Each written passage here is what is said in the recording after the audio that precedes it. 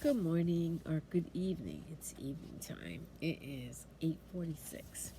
So I wanted to do a little mini Bible study on James chapter 5 verses 17 through 18. Elijah was a man with human frailties, just like all of us, but he prayed and received supernatural answers. He actually shut the heavens over the land so that there would be no rain for 3.5 years. Then he prayed again, and the skies opened up over the land so that the rain came again and produced the harvest. And then when I was reading that, I thought about my own life. And I don't think this video is going to change the world. It can change one person's life, two people, be encouraged. If God could do it for Elijah, he could do it for me, he can do it for you. So I'm going to relate this back to my story.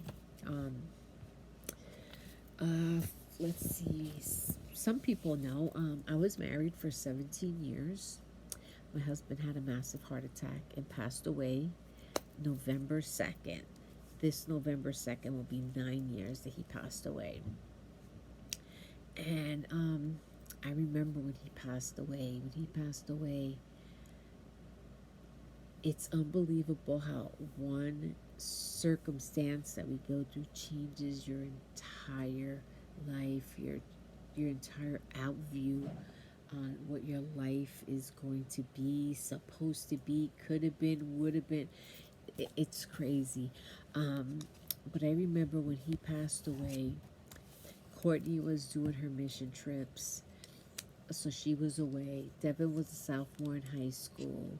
He was just so afraid. He was a sophomore in high school, and that was his biggest thing. Mom, do we have to move, and do I have to make new friends? And I said, nope. I said, we're going to stay here in this house until you finish school. And that's exactly what I did. I stayed in that house until he finished school. He signed up, and he applied for Rowan College. He went away to college. And when he went away for college, I think I was like crazy. I didn't know what to do. I lost my husband. He was my best friend. We did every single thing together. And I didn't know how to be a parent by myself.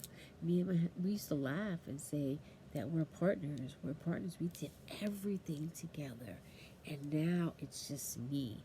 So it was just easier for me to send Devin off to school. Courtney's off doing her mission trips. I can try to figure out me and get my head together and figure out what I'm going to do or how I'm going to parent, because I didn't know how since I was alone. And so Devin goes off to college. I started going to church. And I went to church, and it was like Sundays. Oh, I went to church. And I ended up meeting this guy at church. Pastor Appreciation Sunday, I met him. His name is Trace. And we went out to dinner. We started seeing each other, going on dates here and there. After a while of us, doing that, I think we did that for about a year and a half, maybe 2 years. I was in this huge house by myself. Devin was away at college, and it was like almost an acre. And I was like, I had to set alarms to throw out the garbage, recyclables. I was like all over the place, and I was alone. And so I started off by staying over here for the weekends, staying by his house for the weekends, and then going home. So I did that for a while, and then I was staying here most of the time because I worked so close, where he lived. If I went back to my house, took me 40 minutes to go to work. Stood in his house, took me 5 minutes, so it was easier. I wanted easy. I wanted to be safe, secure, and I wanted my life to be easy. So I stood here a lot, and then eventually he said to me, why don't you just move in? He's like, you're just going there, you're paying all those bills in the house, the electricity, all that stuff. Just move in here, And he said, we'll go half on the rent, the mortgage, whatever. And I was like, okay. So I talked to my kids, and they said, okay, Ma, whatever you want. And they did. And they moved in, and we were living together. And after COVID hit, I started, I do daily devotionals online, and I was doing them. It's been like 3 years. I do them every day um, for about 3 years, and I do these devotionals, and I would think about it when I did these devotionals, because I'm like, I'm doing these devotionals and I'm living in sin because I'm with this guy, I'm living with him. We are not married. It's obviously a sexual relationship, and I'm not married, and I'm doing this. Like, this is crazy. And I remember praying, and I was like, Father, I don't know what to do. Um, because I did talk to some people, and my brother laughed at me because I told him that, we're not married and we're having sex and it's wrong. And he said, Lynn, that's my middle name, Lynn, 7 years, you've been with this guy 7 years, and you've been there and you've been sleeping with him and having a sexual relationship for 7 years. You're all of a sudden going to tell this guy, nope, we're not having sex. And I was like, yeah. So anyway, I talked about it and I thought about it, and I was like, I couldn't do it. I felt like I was obligated. I was obligated because he like opened his door to me. I felt safe and secure. He helped me, you know. So I did. I felt like I was obligated. I couldn't say anything. And I remember crying to the Lord. I would go in the bathroom and cry and say, Father, I don't know what to do. I know this is wrong. I'm having sex and he's not my husband, and this is not, the plan you have for my life. I go on and I do these devotionals for people, and I'm living in sin, and I know it. And I mean, that went on for a few months, and I just kept brushing it off, brushing it off. Then one day I had a dream.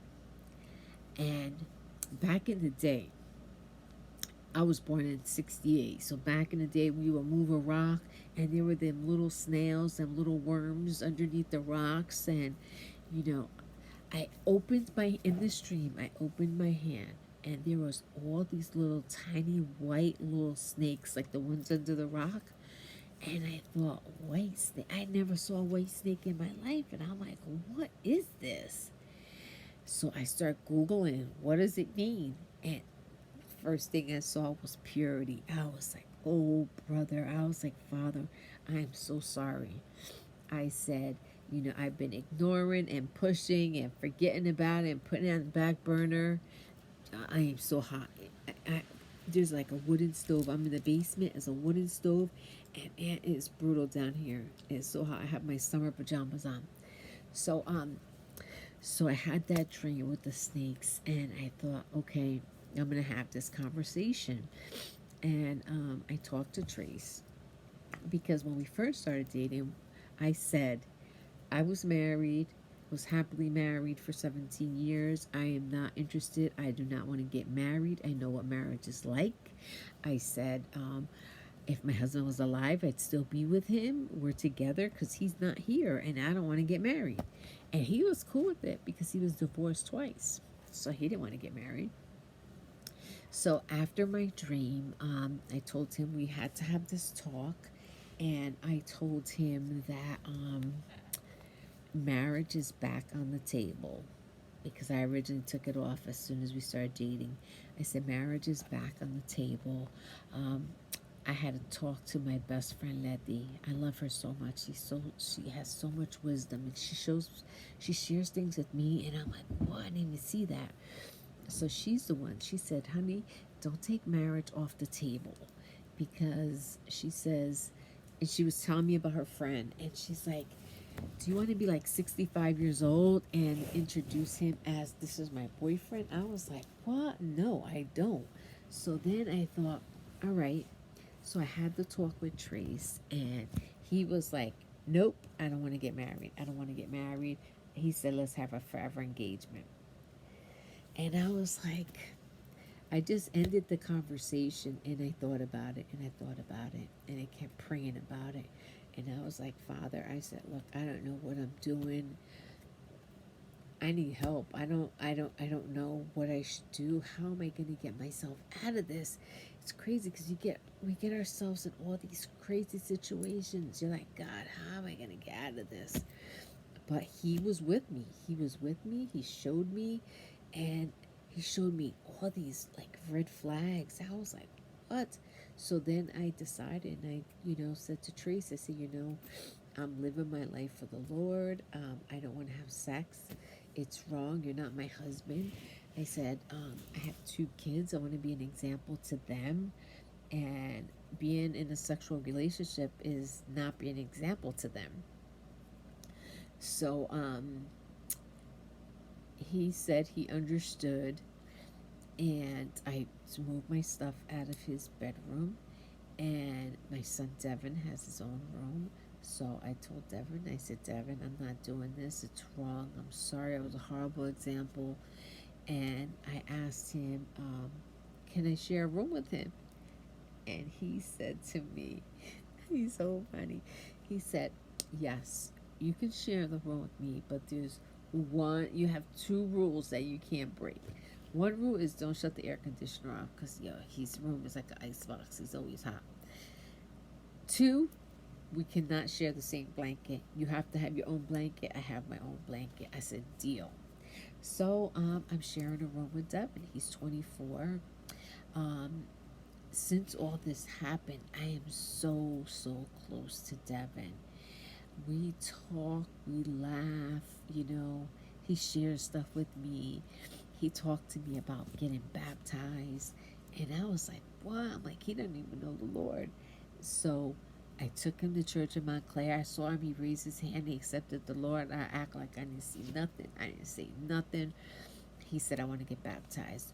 And we watched Michael Todd from Transformation Church in Tulsa, Oklahoma. So I said to Devin, I said, why don't we fly out and get baptized in Michael Todd's church? He said, yes, I'm down. So I got our tickets. Me and Devin went down um, to Tulsa, Oklahoma. It was a 7-hour flight, and I do it again 5 times. I'm telling you, it was an experience that is like, wow. So we go down there. Me and Devin get in the pool, and it was Michael Todd's dad. And I said, this is my son Devin. We're getting baptized together. We're going under together, coming up together. We was holding hands. So I'm in this pool, and somebody taps my shoulder. Wow, I turned around. It was Michael Todd. I was like, oh my God. I hugged him so tight.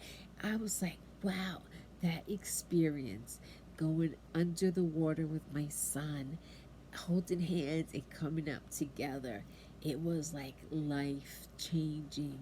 And like I think about my life, and I didn't have a relationship like that with Devin.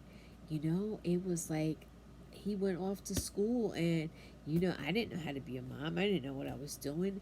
And now we have this relationship and we laugh, and it's like me and him, and we I cook dinner, he cooks dinner, we go out to dinner, and we're still here. We're still here in Trace's house. This is his basement. Devin's still upstairs, and me and Trace, we're civil to each other. He actually told me that he said, Louisa, he said, you said that you want to be a good example to your children, and he said, I want you to know that you could include me in that because you're a good example to me. So so I'm still here. I'm in the process of looking for a home, and I put that on pause. I put it on pause because God told me he wants me here. What he wants me here for, I have no idea. No idea, but I'm going to be obedient because I've been obedient. I've stopped having sex. I'm being obedient. So, and the stuff he does for me in my life, he blows me away every single time. Every single time. I'm like, what? I can't believe it. So he's telling me to be still, so I'm gonna be still. And I can't say it's hard. It's not.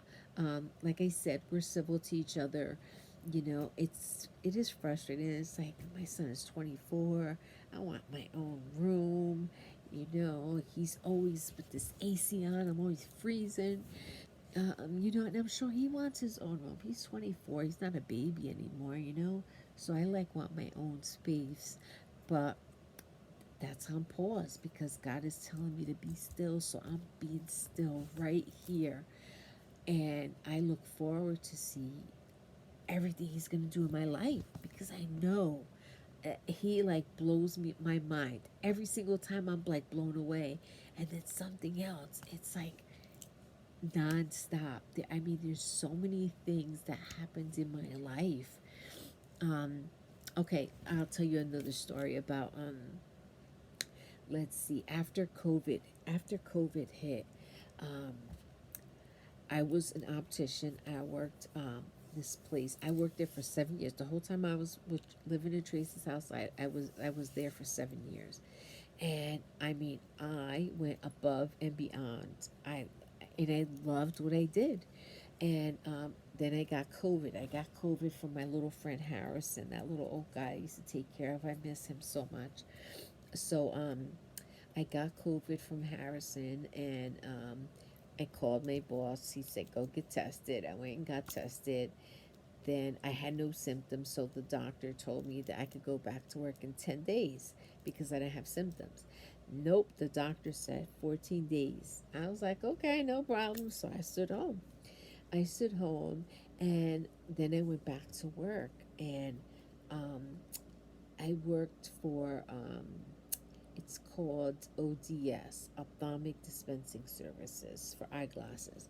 So it was like he was growing. So he was like always hiring people and getting new offices. So it was like nonstop.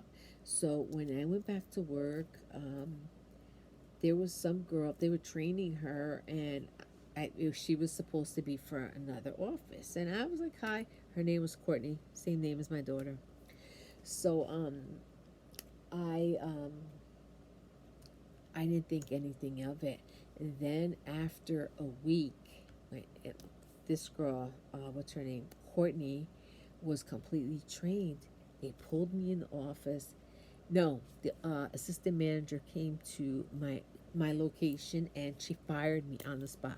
It was February 12th. It was my dad's birthday. My dog died. I have two Yorkies. My Yorkie, uh, Maddie, died, and I got fired all on February 12th. And I thought, I was I was like, my heart was racing. I'm like, what am I gonna do? This is like all I know. I love eyeglasses and I love helping people pick out frames, and I had I matched my clothes with my glasses. That was like everything I did. That was my first job after my husband died. And so I was like, my heart was racing, and I came home and I just sat here and I thought, I said, you know what? My mom was still alive at the time. I said, you know what? I'm going to go for 2 weeks. I'm going to visit my parents in North Carolina. I said, I'm going to just chill out and go visit them. And then, let's see, I booked my tickets. After I booked my tickets, this girl that I used to work with she sends me a message. She says, "Do you know anybody looking for a job as an optician?" I said, "No, I had no idea. I had no idea this was happening." And then wait a minute. Wait. So this was right. This was while I was still working. After I came back from COVID, she reached out to me, and I said, "No, I have no idea." And because I didn't know that I was about to be fired. She obviously knew. So so anyway, after I booked my tickets, I was on, I forgot, what are these websites where you post your resume, and these people was asking me to come in for an interview, and it was an optician. It was it was to be an optician. So I talked to Trace about it, and I said, you know what? I said, I worked all these years. I said, I'm exhausted. I'm tired. I said, I'm taking a break. I said, I don't want a job right now. I said, I want to chill out. It was February. I said, maybe after the summer, I just want to just relax and chill. He said to me, just go. Just go on the interview before you go see your parents. He said, he said, just go and it's just information. I was like, okay. I said, all right, I'll do it. So I go on this interview, fill out the paperwork, the application. The doctor calls me in the room. He's looking at, because I wrote down where I worked and, that I got fired. I wrote it down. And he's looking at the date. And then he turns his computer on. He's looking at the watch. And he's like, are you sure this is the date? I said, yes. I said, yes. Why? Is there a problem? I said, I have the ADP app on my phone. I can pull it up and show you. He said, no. He said, this is really weird. He says, I have to tell you that your job, ODS, replaced you while you were out with COVID. See, the optician Courtney used to work at that job where I went for that interview. And the doctor said, he says, my optician just left. And her reason for leaving is she found another job and she's going to work at the office that I was. So I was like, what? It was the craziest thing. So I found all that out. So I was devastated. I was devastated. But now, looking back, I see how God, it's almost, I can vision the whole thing. It's like I'm in this office and God just like picks me up and he just moves me. You're coming over here and places me down. Now I work for myself. I am a caregiver. I make at least 3 times the amount of money that I made with them. No, 2 times. Um, for these other people, and they were always on my back. So I make my own schedule. I have my own patients. I file my own taxes. I do everything, and every day I get up to go to work. Right now, I have 3 patients. I go to work every day, and I'll be honest, I does not feel like I'm going to work. I feel like I'm going to hang out with a friend because these people, they're older. All my patients, one's 76, 86, and 96. And they have so much wisdom and they teach me so much. And I'm able, and I do things for them and I help them. And like my patient with COVID, like I helped her. She took a shower today and I was washing her back for her. And like I put lotion on them. And I think like, wow, that's what Jesus did with his disciples. He cleaned their feet. So my job is like amazing. And I work for myself. So, I just want everybody to know if God could do it for Elijah, God could do it for me. He can do it for you too. And remember, you ladies that are having relationships with guys and they don't want to commit and you're having sex, why should a boyfriend get husband privileges? Marriage is like a sacrifice. If you're good enough to sleep with and not good enough to for them to marry you, then boom, that should be an eye opener, red flag. Something has to click. Something has to click. If you don't see it, because I didn't see things either. I didn't see it, and I asked the Lord. I was like, Father, I don't know. I don't know what I'm doing. I need you to show me, and what red flags? He started showing me stuff, and I was like, whoa. It was an eye opener. It was amazing. I didn't feel bad because when God illuminates things to you, he doesn't make you feel bad. He doesn't make you feel worthless. He corrects you and shows you ever so gently. He's so gentle. He's not that God that's going to break down the door. He's going to wait for you to invite him into your heart. And that's what we have to do, invite him into your heart. So I had those conversations with him. I was like, look, I'm sorry. I don't know how to do this. I don't know how to be a mom by myself. I don't know how to, uh, encourage my kids. I didn't know how to do any of that. It was just easy for me to send them off because I didn't know how to do it. But you know what? If you ask God to show you, he will. And he'll do it ever so gently. So again, he did it for Elijah. He did it for me. He could do it for you. You guys have a blessed day. Peace.